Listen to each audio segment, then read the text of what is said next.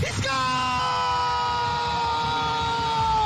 And the Ballers win! Helena is no longer undefeated! I'm not superstitious, but I am a little stitious. Barons win! Barons win! Cody Janzen stopped 92 out of 95 shots, including a penalty shot in overtime. Somehow he still only wound up the third star of the game. You like that? Janzen has a heart. You're smoking crack!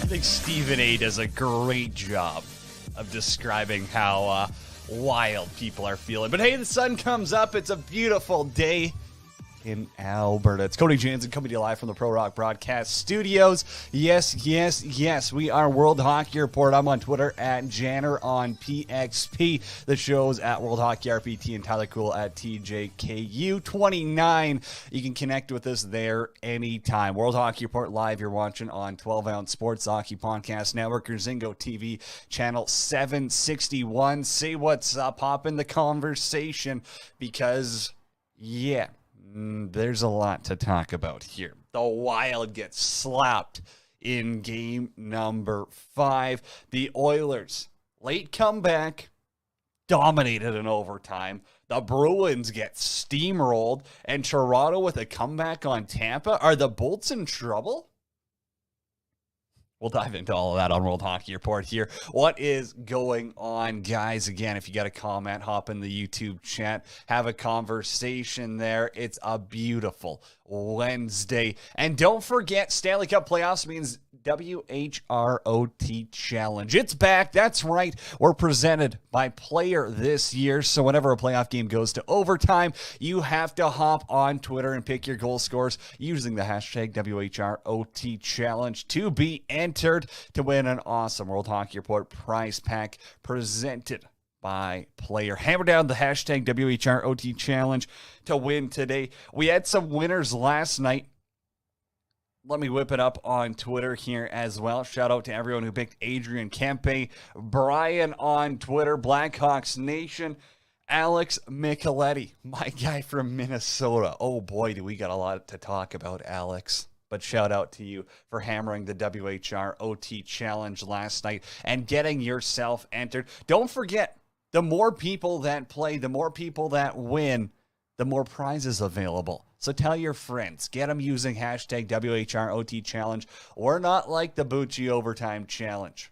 We're not just picking select few. If you pick it right, you're getting entered to win prizes from Player Athletics, World Hockey Report, and all of our great sponsors, including Pro Rock Hockey Sticks, Coco Vodka, Lordco Auto Parts, Vice Golf. I mean, there's a ton. I can go through the whole box. Hey, give me a second. It's right here. That's what you got. It's a full bucket of prizes. That's what you are competing for every time you use hashtag WHROT Challenge. Plus a lot more coming your way from Player Athletics. Okay, let's dive into the games last night. Carolina beats Boston 5-1 in Carolina. I just don't think the Bruins can win on the road. I don't know if it's in their heads by this point. But again, Swayman allows 4 on 37. Not a bad outing for him, but again, you just can't be getting minimal production from your offense. Like, Clifton's the only goal scorer in that game.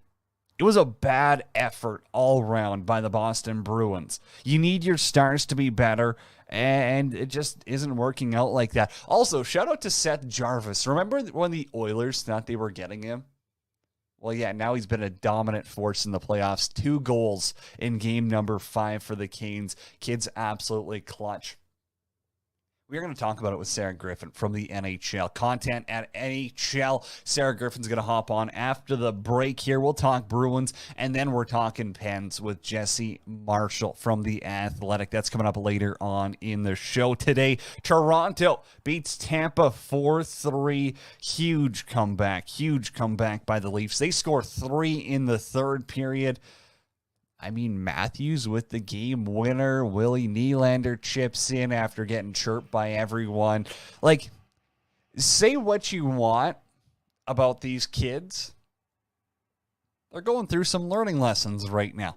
Sometimes you got to learn the hard way. Sometimes old grouchy writers saying throw a stick of dynamite in it doesn't always work. So maybe you just trust them a little bit. Let them play run and gun hockey. Maybe it works out for you better than trying to play systems with kids who are not, simple-minded hockey players. They're creative. They want that freedom. Marner, instead of, trying some old school slap shot top shelf, rip it for the top corner. No, he just feathers one off the pad. It's a perfect pad pass. Shout out Brett Matthews, Missoula Maulers. Kid was the absolute stud at that back in the day. But Marner, perfect pad pass. Matthews, back in the net. Bingo. Leafs win. Up 3-2 in the series. Chance to close it out in Tampa. But don't forget, the Bolts, Vasilevsky, they don't lose back-to-back games in the playoffs. So that one's likely going 7. I say likely, but you can probably bet the farm on it. Okay, we got to get to the other games as well. St. Louis beats Mini 5-2. Tarasenko, natural hat trick. Is that good? Is that good, Wild fans? I'm not sure. The factor, Ryan O'Reilly with one, Brandon Saad with the other. Binnington stops 30 out of 32, 938 save percentage. Has there been shaky moments when watching Jordan Binnington in these past couple of games? Yes. Has there also been moments when you're like, oh shit, yeah, this guy won a cup in 2019? Yeah. Yeah. If you're a Wild fan, probably some cause to be concerned. I don't know. Again, I'm curious to know your thoughts. You can join the conversation at any time in the YouTube chat, Facebook, wherever you're watching on. Don't forget, you can hit us up on Twitter as well, at World Hockey RPT. Fleury allows 4 on 31. That's an 871 save percentage for him. Does he start game 6? I can't believe, and again, I'm not going to lose my mind here. I can't believe they haven't given Cam Talbot a shot. If they go down swinging with Marc-Andre Fleury and lose in 6 against the St. Louis Blues, and they don't play their best goalie for them all season long, you got to consider the coach. You got to consider on Evason. I'm sorry, but it has to happen because that's a bad decision. You can't have a goalie with an 8.71 in the playoffs and expect to win damn hockey games. Roll with the guy who got you there. Just because Marc-Andre Fleury has cups from how many years ago doesn't mean he has to play in the playoffs in 2022. It's not rocket science here. It's not like he won a cup last year. It's not like he's been standing on his head all season long. No, it's just Marc-Andre Fleury. He's got a big name. Play Cam Talbot in game 6. It's not that hard. And so, now he's cold. Shut up. He's an NHL goaltender. He can handle. He can get himself mentally prepared for a game 6. But if you don't play Cam Talbot for 1 second in this series, your job's got to be on the line. Your decision-making has to be on the line because this is the year for the Minnesota Wild. Next year, they're just going to get a lot worse. All that money goes on the books. How about the comments by Jason Arman on Ryan Suter? Oh, buried the guy on Cam and Strick podcast. Shout out Cam Janzen, Andy Strickland. Go download their podcast as well. I won't use the clip, but you can go listen to it. Jason Arnott, very, very strongly worded towards the attitude, a lot of attitude from Ryan Suter. Interesting comments there as well. Blues take game 5, 5-2. And the Oilers. Do we really have to talk about this? I don't know. Producer Bryce, you're in trouble. I don't want to talk about the Oilers. I don't. You guys talk about the Oilers. I'm sick of the hope. I'm sick of the faith. Yes, the sun came up. It's another day. They still have a great chance to win this series. Don't get me wrong. How do you get dominated like that in overtime? How does that happen? Did they touch the puck? Why was Darnell Nurse not on the ice?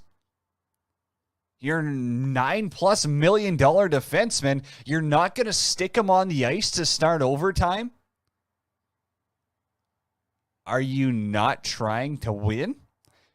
Also, McDavid and Draisaitl, you're the two best players in the world, and you can't get things settled down after a rocky start? Like, they're lucky LA didn't score 5 seconds in. However long that chance was. The Oilers are lucky. That overtime went more than 10 seconds. But just to get absolutely whomped like that in overtime, after a great third period, after you build all this momentum, and you come out that flat in overtime, something's got to change. The message isn't getting through. If there is a message, it ain't getting through. Maybe that's a better way to put it. Because how does your leadership core, who's been embarrassed in the playoffs, who's won Stanley Cups, who've gone on playoff runs? Brett Kulak went to the Cup final last year. I'm not saying he's got to be this veteran presence, but how does the message not get through of, hey, we can't just sit back in overtime and be happy we built momentum before the intermission. That wipes away. It's a fresh slate. You got to come out harder than ever.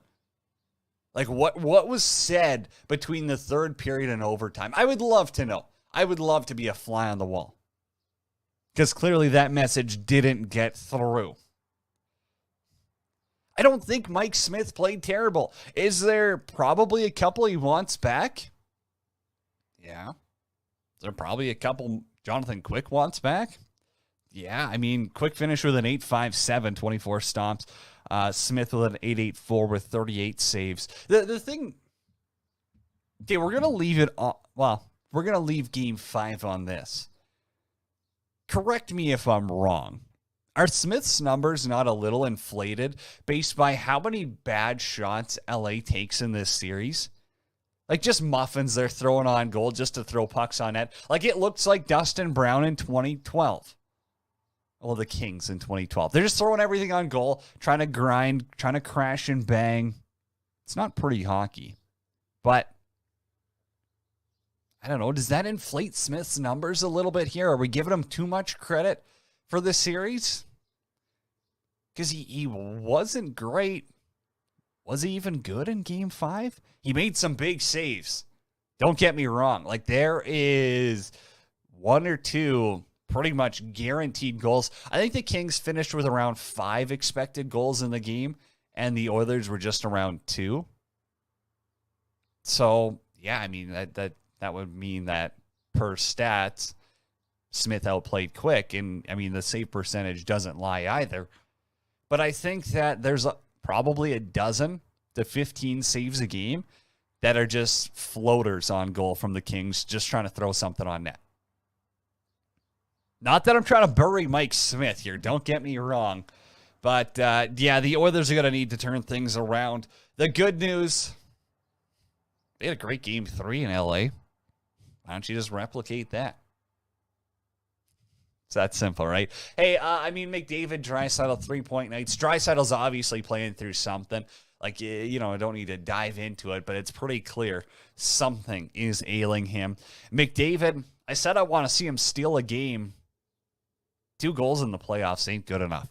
I'm sorry.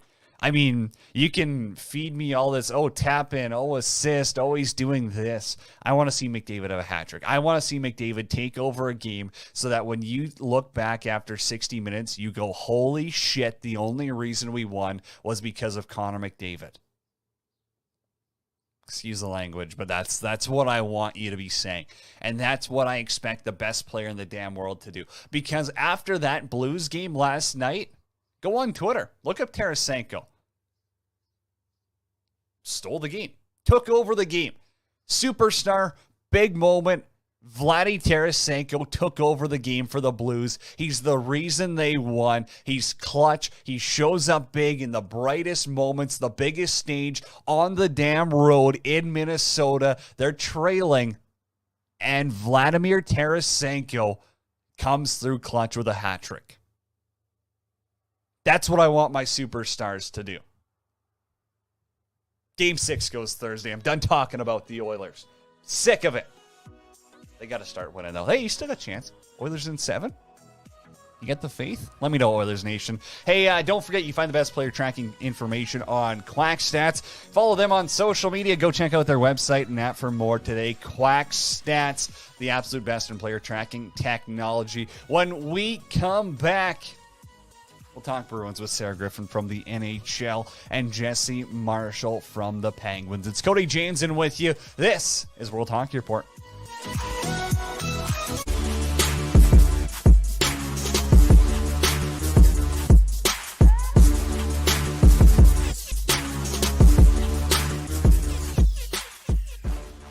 Get ready to win with Billy's Smelling Salts. Billy's Smelling Salts are for gamers, athletes, and competitors alike who want to get in the zone. Us at World Hockey Report teamed up with Billy's, and if you use the promo code WHR when checking out, you'll save yourself some money. The highest quality smelling salts in the game and at the best price point if you use the promo code WHR on Billy's. Billy's Smelling Salts. Get ready to win.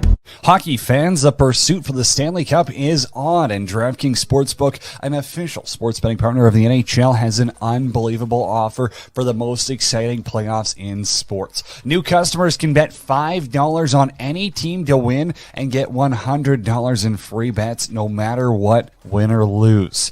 Looking to turn a small bet into a big payday during playoffs? With DraftKings same-game parlays, you can do just that. Create your own parlay by combining multiple bets like which team will win, how many goals will be scored, and more. It's your shot at an even bigger payout. DraftKings is safe, secure, and reliable. Best of all, you can deposit and withdraw your cash whenever you want. Download the DraftKings Sportsbook app now. Use promo code THPN. Bet $5 on any NHL team to win and get $100 in free bets no matter what. That's code THPN at DraftKings Sportsbook, an official sports betting partner of the NHL. Minimum age and eligibility restrictions apply. See show notes for details.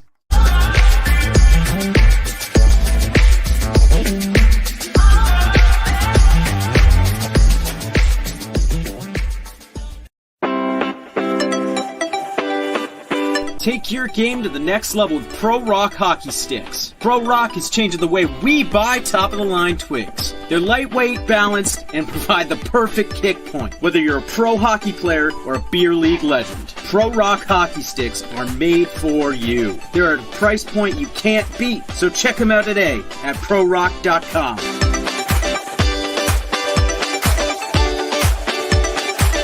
Play like a Pro Rock.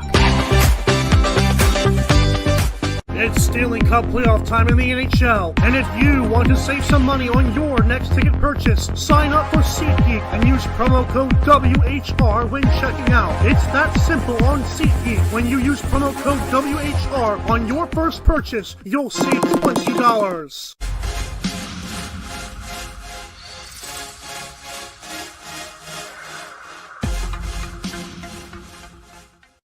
What we do here is go back. It's World Hockey Report. Cody Janzen joining you live from the Pro Rock Broadcast Studios. Be sure to go check out SeatGeek. Use promo code WHR. Get $20 off your first purchase today. That's promo code WHR on SeatGeek. Join now by Sarah Griffin, NHL content. Sarah, what's going on? How you doing? Pretty good. Living the dream, you know. Living the dream, bussing. I mean, it's been a busy week for you, right? You had the lacrosse draft. We won't talk about that league last night, especially not on this show. People love when we talk lacrosse, though. But also, your Bruins. Oh, man, they just can't win in Carolina. Are you getting a little worried? I am getting worried just because, well, they do have Game 6 in Boston. Even if they force Game 7, they have to go back to Raleigh, and it's very clear their biggest problem is that they cannot win away. Okay, we will dive into the Bruins. I got to ask, though, which series outside of that one has caught your attention, or have you enjoyed a little bit at least? I watched all of the Avalanche Predators series just because I'm a huge Cale Makar fan, so I am rooting for them. Never would have guessed. Kid's an absolute stud as well. I mean, if we're going to talk about the Norris Trophy, the way Yossi performed, the way Cale Makar performed, I think it's a pretty easy decision. And yes, I know it doesn't come into the playoffs, but we'll dive into that another time. Hey, back into the Bruins series. Obviously, the trail in 3-2. Game 6 goes tonight in Boston.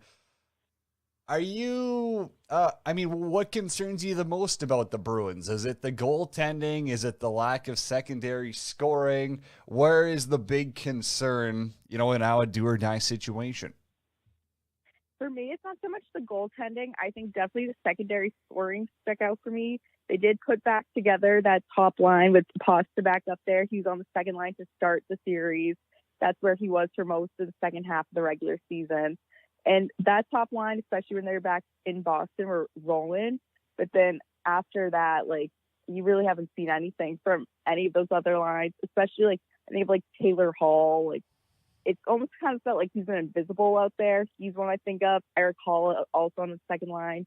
He was such a big part of the success they had in the second half of the season. And everyone was like, okay, well, I guess we didn't need a second center. And now it's yeah, we did. We did need to go get something at the trade deadline or sign someone in the off season. So definitely secondary scoring. And then also just defense. It has been tough because Hampus Lindholm went down after game 1.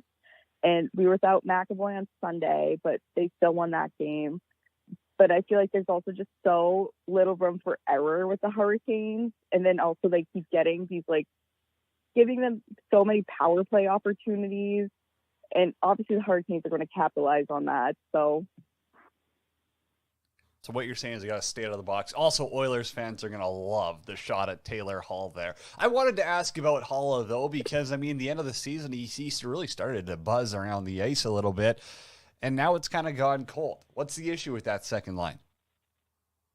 Yeah, I don't know if it's because they took Pasta off that line, because I feel like Pasta and Taylor Hall really worked well together. But then also Jake DeBrusk has been having such a good second half of the season. And I thought he's looked pretty good so far this series. I think he's been making plays and setting people up.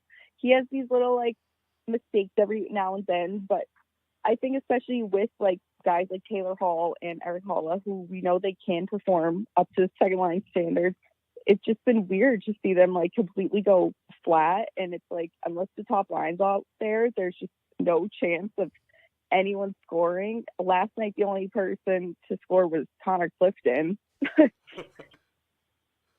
So what, you say, do they just scratch Charlie McAvoy or what? Just give him COVID again and say, hey, we won without you. We're 1-0? Yeah. Charlie McAvoy, we don't need you anymore.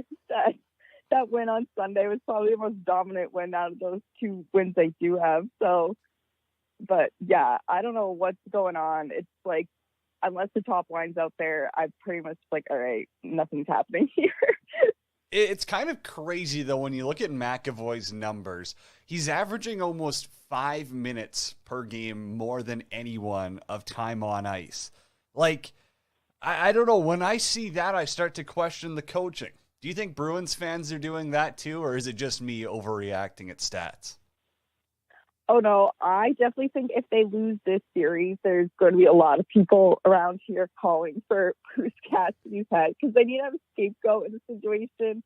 And I feel like that's just the easiest person to pin it on. And also, when you look back, the Bruins have had so many rosters better than I think this one over the last few years that they should have gone and won the cup, especially in 2019. I think that was their perfect window right there. And ever since then, it's just okay, now we're just going to go for these playoff runs, but you're never going to get there. And Bruce Cassidy's obviously never won a Stanley Cup with the Bruins, so it is something to think about in that sense. So let's just pretend they win Game 6 tonight. Going into Game 7 in Carolina, who's going to be that difference maker?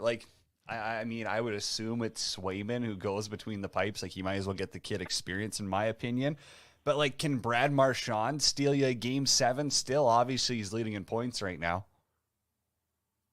Oh, yeah, I think it would come down. It's going to be one of those top-line guys, which is crazy things that I think Bruce Cassidy said a couple days ago. He's Patrice Bergeron's the oldest guy, one of the oldest guys on this team, and he sometimes looks like the youngest out there. I think it's either going to be him or Marchand, and then also you'll need another big game from Swayman to win a Game 7. What did you make of that Marchand D'Angelo situation? Because obviously it's been a heated series between those two. I will. So I'm a shameless Brad Marchand defender, and I know everyone outside of Boston hates him, and I completely get that. And I will say I was a little satisfied seeing all these people that also don't like Cody Janzen be like, why did I have to be Brad Marchand? That's instigating this. But I mean, again, that's his job, though. He's an agitator, and he's the best in the league at it. Everyone would love to have Brad Marchand on their team, and if they wouldn't, they're lying to you. Exactly. Like, I obviously love him because he's one of the best for the Bruins. But yeah, I totally get being on the other side. Like, I hate this guy, but I would love to have him on my team. Do you think, this is going to cut deep, do you think this could be the last year of Bergeron in Boston? I don't think so. There's been so much talk about it, and maybe that's just me trying to convince myself that it's not. Okay, well, I mean, if not, then why do you think he chooses to stay if this team goes through a rebuild? You just think the loyalty runs that deep for him in Boston? Yeah, which that could just be delusional of me because obviously there's usually really no loyalty in sports. But just by the sounds of it and the way he talks to the team, it doesn't sound like he's done quite yet. I do think if it's not this year, then it's probably next year. But hey, we're not talking about Kyrie Irving here. I mean, the loyalty in Boston on the hockey team seems to be around a little bit more.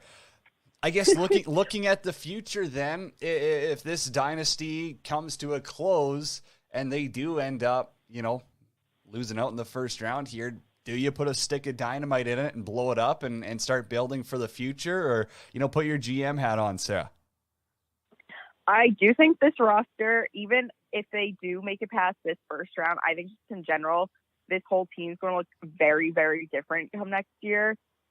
I don't know, just the entire year, I'm like, okay, they've been kind of lackluster, I feel like, and it's in need of, like, you need more youth in there. You need to make some sort of change. And I think it's time getting to that point where the turning point, you have to start building around guys like Pasta and McAvoy for the coming years. Sarah Griffin, my guest, digital content at the NHL. Interview brought to you by Billy's Smelling Salts. Use promo code WHR on Billy's Smelling Salts. Sarah, I know I've asked about blowing this team up, but also, do you think if they get past the Canes, they've got a chance to go on a run? Because if they would win this series, and correct me if I'm wrong, again, I've been wrong once or twice in my life, wouldn't they end up playing the Penguins in round 2? I am nervous about that because I was saying from the beginning of this, I was like, all right, it sounds like the hardest round, at least in this division, is going through the first round against the Hurricanes. Exactly. I'm not that worried. But then now, especially having watched the Penguins and Rangers series, I'm like, I don't know how this Bruins team would stack up against the Penguins. Yeah, but you're facing Louis Domingue. I mean, this guy's a practice roster goaltender. I know. He's looking like the winner up against the Rangers. Okay. I guess we won't just roast the Penguins. We do got Jesse Marshall coming up here after the break. But I got to ask you about Jake DeBrusk as well. I mean, local boy up here in Edmonton. Wanted out. All of a sudden, he's staying. He signs a new ticket. And he's kind of changed his season around. And I think Bruins fans are coming around on him a little bit. Am I wrong? Oh, people are coming around on it, which I've been on the Take DeBrusk train like for the last few years, even when he has been kind of at these low points. So I'm thrilled to see it happening. And I'm like, okay, this is what happens. I feel like especially last season, like they're playing him on his offside. He was bouncing between like second and third, fourth line sometimes. And now like he had that opportunity to play on the top line. And of course, when you're playing with Patrice Bergeron, Brad Marchand, I'd hope you're performing like well up to standards and whatnot, but also just on his own, he's been very good individually, and I'm super happy to see it. I feel like he's had a pretty solid series. Like I said, that second line's been pretty quiet, but I think he's had a good series by himself, at least. Well, it's good for the expectations of people thought he was just going to be a healthy scratch for the rest of his life, if you asked Bruins fans a couple months ago. But Sarah, I got to put you on the hot seat here. Who's got a better chance to win in 7, the Minnesota Wild or the Edmonton Oilers? Ooh. Oh, gosh. Just seeing having watched the games that the Wilds have lost this series, and then, like, last night, the Oilers game, I would give the Oilers in 7. Just because I feel like the Wilds, like, start off so strong, and then they just flip it away, whereas the Oilers, like, they're fighting for the full 60 minutes and so on. There you go. That's the right answer. That's the right answer for World Hockey Report, Sarah. Hey, we appreciate you taking the time here. You got a podcast as well, though. Plug it. Where can people find that? Oh, yeah. Our podcast is Saturdays and Seltzers. It's on Twitter at Sat and Seltzers Pod. Perfect. And you're on Twitter at SKG_18. Interesting. I mean, 18, is that just you throwing out a random number, or is that an athlete tag right there? It was my lacrosse number in, like, middle school and high school. There you go. See, athlete tag right there. Everyone, I had to get rid of the number. I'm like, I'm not an athlete anymore, so I can't rock with it. But again, it's fun while it lasts being an athlete. Sarah, this has been a blast. Thank you so much. I appreciate you taking the time. Best of luck with everything. Enjoy the rest of the playoffs, and we'll talk soon. Thank you. You too. Jesse Marshall is coming up after the break on World Hockey Report.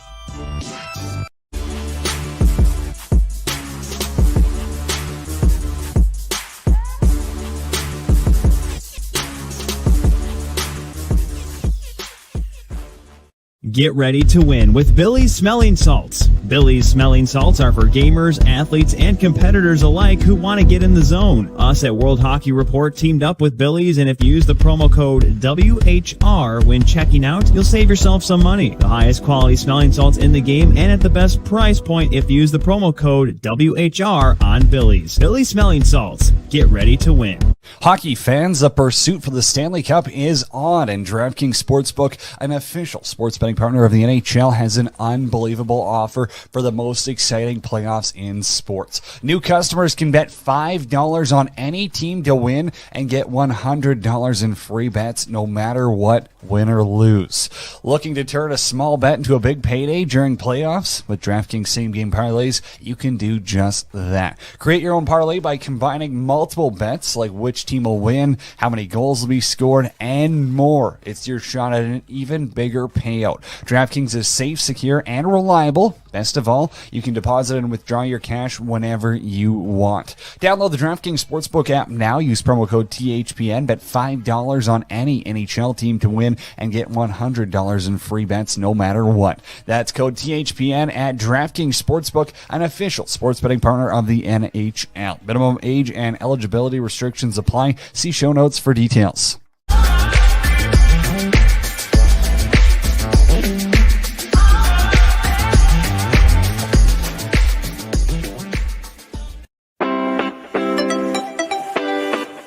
Take your game to the next level with Pro Rock hockey sticks. Pro Rock is changing the way we buy top-of-the-line twigs. They're lightweight, balanced, and provide the perfect kick point, whether you're a pro hockey player or a beer league legend. Pro Rock hockey sticks are made for you. They're at a price point you can't beat, so check them out today at prorock.com.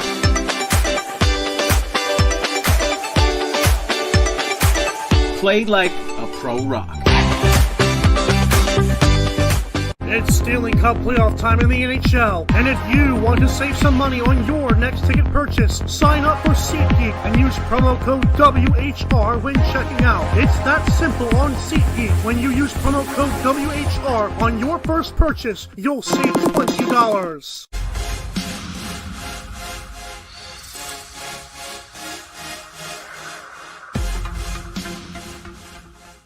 Back. It's World Hockey Report. Cody Janzen with you, coming to you live on 12-Ounce Sports Hockey Podcast Network. Join the conversation anytime. Huge thanks to Sarah Griffin for hopping on earlier in the show. Now we bring on Jesse Marshall, Pens writer for The Athletic. Jesse, we got to talk about Louis Domingue, don't we? Like, he's been this huge story in this Pens series, and they're up 3-1 going into Game 4.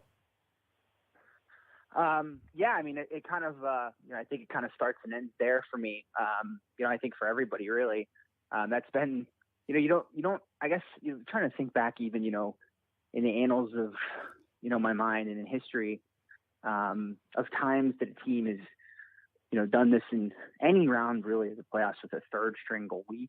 And I think you'd probably be haphazard to draw more than 5 examples, over the course of time. So the odds are, certainly stacked against him. I don't think people realize it.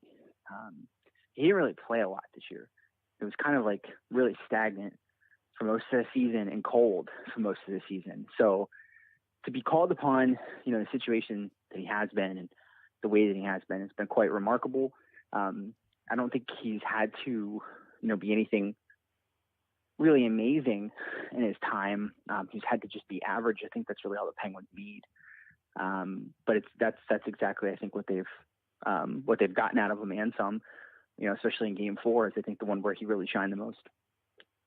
Yeah, I think the only example, again, off the top of my head that I can really think of with a third string in the playoffs would be the Oilers in 2006 when Rolison went down. I think Markkanen was supposed to be the backup, played a game, kind of struggled against the Canes, and Ty Conklin went in. Maybe I got that backwards, but that's the only one I can really think of. Again, the Louis Domingue story's crazy, especially just how he comes in cold in a double overtime game. Like that's nuts. But we got to go back to Game 4, a 7-2 win, 5 goals in the second period. Like it was an absolute throttling. Why do you think the Pens are having such success against the Rangers in playoffs here?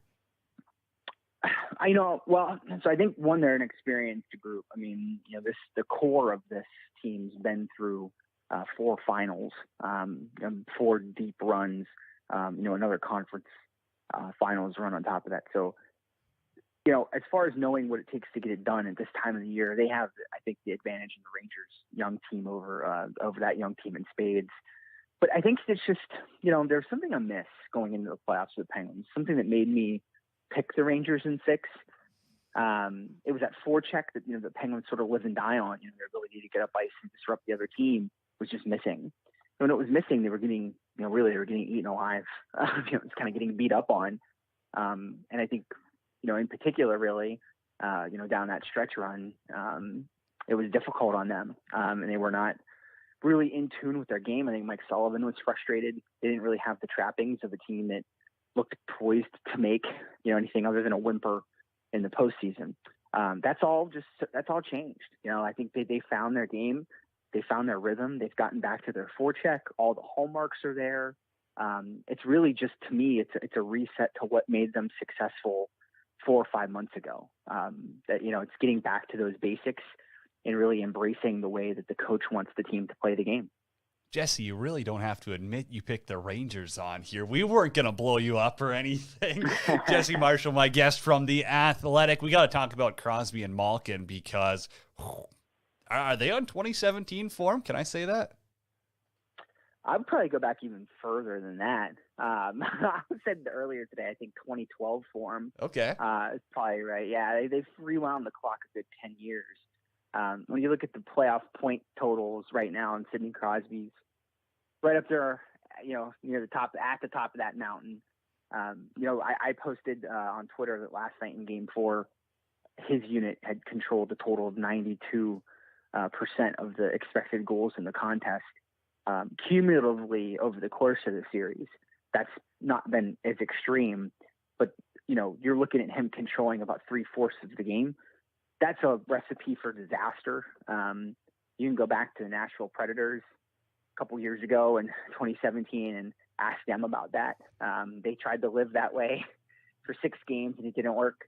A lot of people have fallen victim to that from Sidney Crosby over their span of his career, but make no mistake about it. I mean, that's the engine that makes the whole thing go right now. And really just truly a performance for me, Cody, that transcends time, fountain of youth type stuff.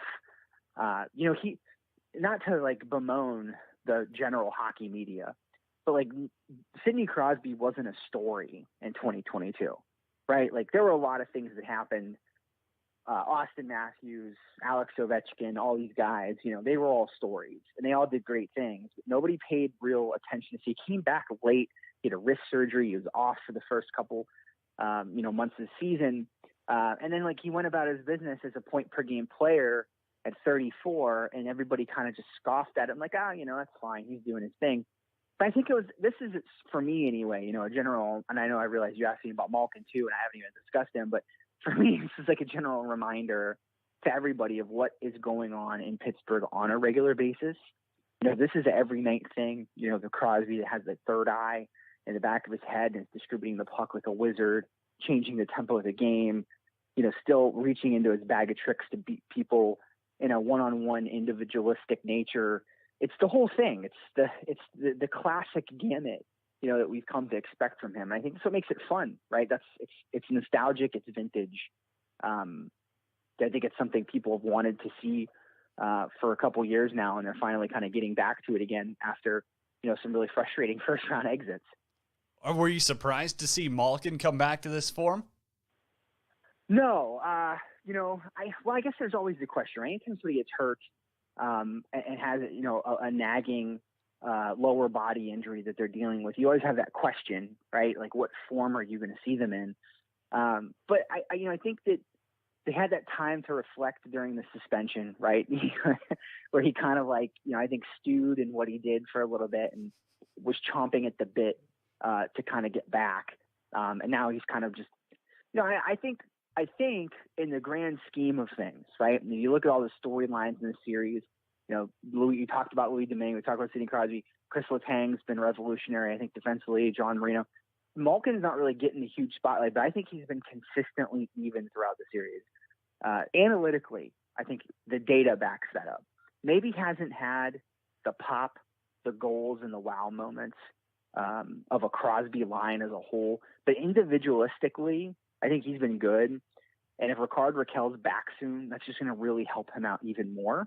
And get him getting the two of them rolling, Crosby and Malkin, is just, that's a game changer. And you feel like you're almost kind of close to that right now.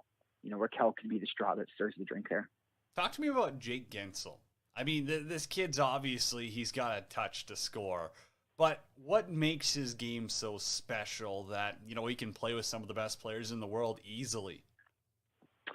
Coach's son, man, his dad's a pretty good coach in his own right. Mike Guentzel, in the NCAA level. You get the sense he picked a lot up from his dad, watching tape all those years. But I think the first thing is his just slip ability, right? Like, he's not the biggest guy in the world, but he's a 40-goal scorer, so he's a part of your game plan, I think, as an opposing defenseman. You want to mark him and stop him, but finding him's hard because he's just so slippy. And sometimes you'll see in the offensive zone, he's working against the grain. So the puck's moving one way and Jake Guentzel's moving the other. And he's taking himself out of the frame to sort of, reposition himself in a scoring area unmarked. So it's these little things, the ability to get open. And the ability, I think here's the other thing too, Cody, not just the ability to get open. A lot of people could do that. It's the ability to get open and act quickly and to think, I think, at a higher premier level. That is a requirement to play successfully with Sidney Crosby. Chris Kunitz used to jokingly say that sometimes playing with Sidney Crosby was borderline annoying because the amount of feedback that you were getting in between each shift was so overwhelming and nuanced that he was calling things out you were doing that you didn't even know you were doing. So how can I fix it if I don't even know I'm doing it, right? Like, it's subconsciously. So, that's that way. It is that way. And I for Guentzel, I don't think he has to work hard at that. I think that's something that's very innate to him. It comes naturally. And that's why it's been such an organic fit from the time he came into the league to present. I think, again, going to be a huge part of the USA hockey program, moving forward. The amount of goals he could score. He's proven he could do it without the big two. I know that's often the narrative, I think nationally as well. He relies on Crosby. He relies on Crosby didn't play at the beginning of the year, and Guentzel still scored 40 goals. Malkin didn't play at the beginning of the year. Guentzel scored 40 goals. So I think we're past the point now where we could point at that and say that it's this definitive, he's playing with really good players. No, it's more. There's more. And we have to tap into the what behind that. No kidding. Jesse Marshall, my guest from The Athletic. Hey, this has been awesome, but I got two more for you. And I want to go back to the regular season, that Shesterkin wave at the end of a regular season win, you're around the team so often. Do you think that actually might have motivated them more than, and I know it's talked about a lot, but there's little things in life that do motivate hockey players. How much do you think that got talked about in the room? I don't think it did a lot. I don't. I think the fallout from it, Cody, there is. I think there is fallout from it. The fallout from it is last night, up 7-2, putting out the top power play unit with 3-4 minutes left in the game. To me, that's like, you want to wave, okay? You want to make a scene. Here you go. Like, we're not going to stop. Like, we're going to try to put 10 up, right? Like, that to me is the response. You know, you get an opportunity to run the score up on these guys because they want to chirp and wave a little bit, like, go for it. But as far as like a motivating factor, I don't think so. I think this team had so much internal focus at that moment, right? There was like so many things that were wrong and bad and not going great that I think like they immediately turned that microscope on themselves and were like, okay, like we got to get into the film room here, take some time away from the ice and really try to figure out what's happening. And I think that changed a lot. Okay, I got my last one. It's kind of a two-part one. One, how does Tristan Jarry look in practice? And, two, is there any chance we see him in this series, in your opinion? Okay, so to the first part of your question, I've only seen the video. I haven't been at practice. That's during my daughter's nap time. So I'm here most of the time taking care of that business. But, I mean, this is, he looks fine, Cody. We know what it is. It's a question of pain management, right? Like, how much can he take on what we assume, there's no confirmation because the NHL doesn't do that anymore, but what we assume is a broken bone in the foot. So you're talking about pushing off to get post to post. You're talking about all those things. You can do those things, right? But it's probably going to hurt. So cortisone shots, right? Like you're getting pain management stuff. How does that look? That's probably, I assume, what's being tested right now, right? I think if he gets healthy, what I don't think will happen, Cody, is knowing Mike Sullivan will put him in the moment he's ready to, because look at how he handled the Fleury-Murray situation all those years. There was no hesitance to go back to the guy he considered to be his guy. He won't wait. I don't think that'll be in Game 5. But I do, irrespective of a Domingue shutout, which I think would give him pause to consideration of maybe letting it roll a little longer. But I think organically from a timetable perspective, right? If you close this thing out in 5, finish the job, you have a rest period, right? You are organically going to potentially have days off before your next series starts. So I think they go Domingue 5. They hope they finish, reassess. If Jarry's ready, he probably plays 6. Interesting. So I was kind of thinking in my head that Domingue probably gets 5 and 6 no matter what, because I didn't think he looked that great in the video. I thought he was pretty ginger, and you know how fast NHL playoffs are, especially a team like the Rangers where you're going to need to, be able to go side to side with how they move the puck. I don't know. I feel like that could be a bigger issue versus, maybe a static team like the LA Kings per se, but interesting. Jesse, I would say this, Cody, the only thing you have to be careful with is that don't know what the ask on Jarry was when they told him to go out, right? Because they probably told him to go out with a purpose. It may have been go out and see how you feel, go out and get your wings, right? That could be it. But they could also have said, go out and test this. Go out and see how this feels. And then, I think ultimately that puts you in a situation where maybe he looks ginger to us, but what's really going on is he's putting out a 25%, effort on one specific drill. So, and I don't know, Andy Chiodo is sort of like, I don't want to say secretive, but there's not a lot of like disclosure around what's going on with the goalies. So I take everything in that world with a grain of salt, because I think so much of it is just like, not for show, but you know what I mean? Like there's a lot going on that we just don't have access to. So per Jesse Marshall, it's all mental warfare right now, and Tristan Jarry's faking it. We'll write the headlines for you. There you go. That's it. Run with it. Print it. Jesse, this has been a blast, man. Thank you so much. I appreciate it. Thank you. We'll wrap up the show after this. It's Cody Janzen coming to you live from the Pro Rock Broadcast Studios.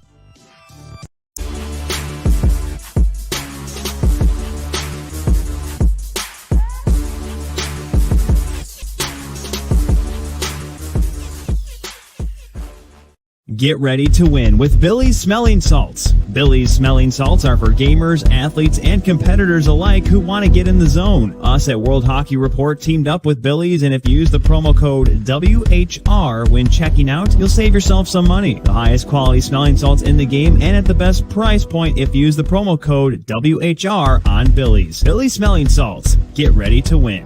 Hockey fans, the pursuit for the Stanley Cup is on, and DraftKings Sportsbook, an official sports betting partner of the NHL, has an unbelievable offer for the most exciting playoffs in sports. New customers can bet $5 on any team to win and get $100 in free bets no matter what, win or lose. Looking to turn a small bet into a big payday during playoffs? With DraftKings same-game parlays, you can do just that. Create your own parlay by combining multiple bets like which team will win, how many goals will be scored, and more. It's your shot at an even bigger payout. DraftKings is safe, secure, and reliable. Best of all, you can deposit and withdraw your cash whenever you want. Download the DraftKings Sportsbook app now. Use promo code THPN. Bet $5 on any NHL team to win and get $100 in free bets no matter what. That's code THPN at DraftKings Sportsbook, an official sports betting partner of the NHL. Minimum age and eligibility restrictions apply. See show notes for details.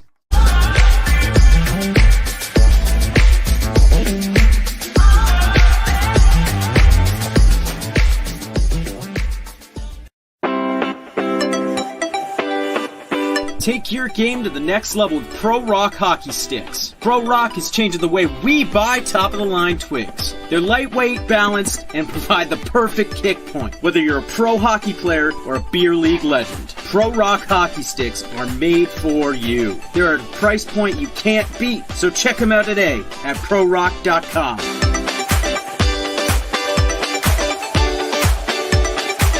Play like a Pro Rock.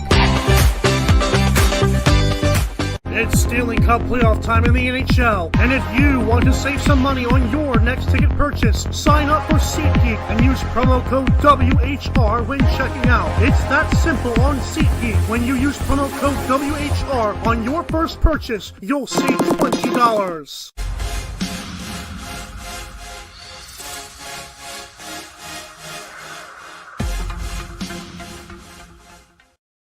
What we do here is go back.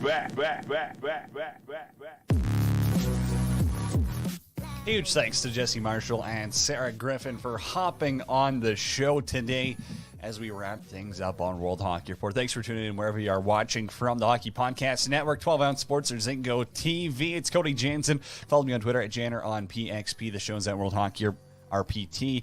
And Tyler Cool, T-Cool, the man who hosts Tuesdays and every other Thursday at TJKU29 on Twitter. You can go hit him up there if you got any all complaints. Just direct them towards Tyler. T-Cool can handle it. He's the man. Okay, we got to get to some NHL awards and give me thoughts. We got like a minute.